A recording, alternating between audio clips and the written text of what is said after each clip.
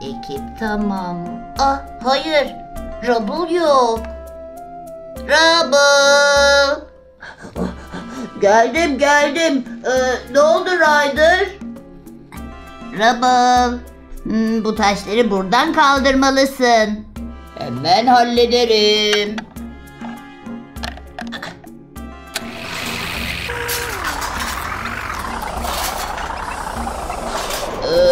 Aracımda bir problem var. Gidemiyorum.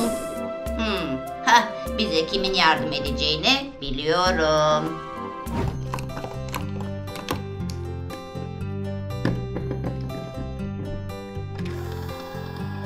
Harika, çalışıyor.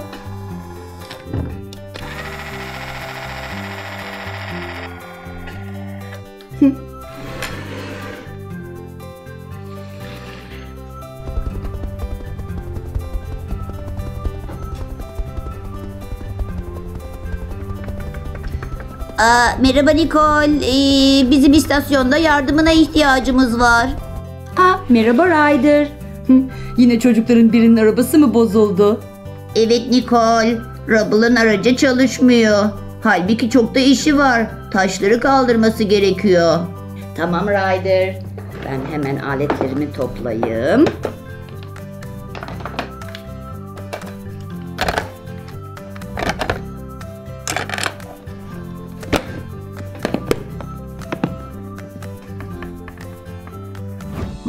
Ne oldu ki aracıma ya? Hiç anlayamadım. Merhaba Paw Patrol. Hiç merak etme Rubble. Ben şimdi hemen bir göz atacağım.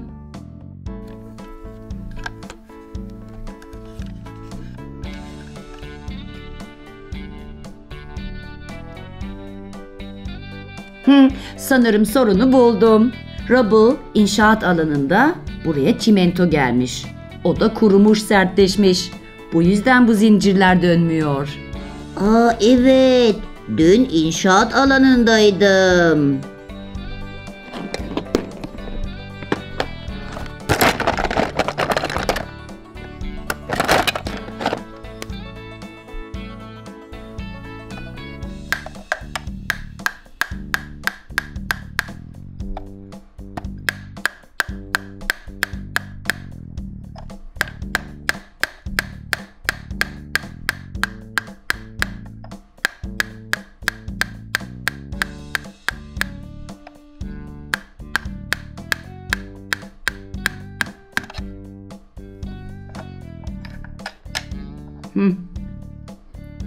Çimentoyu söktüm.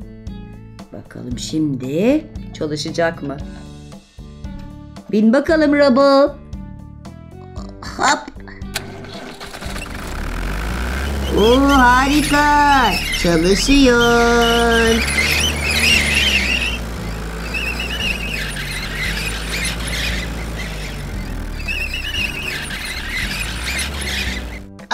Nicole, gelmişken benim çöp arabama da bakabilir misin? Baksana, bu ses çok tuhaf.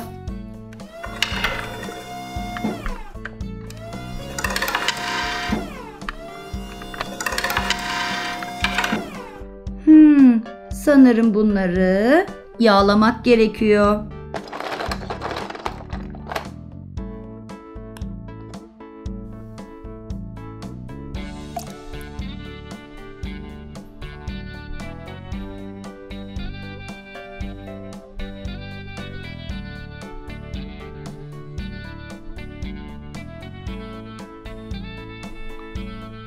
Şimdi dene bakalım. Gıcırtı gitti. Teşekkür ederim. Nicole, acaba bunu da tamir edebilir misin? Bakayım. Bu yerinden çıkmış. Bunu takmak gerekir.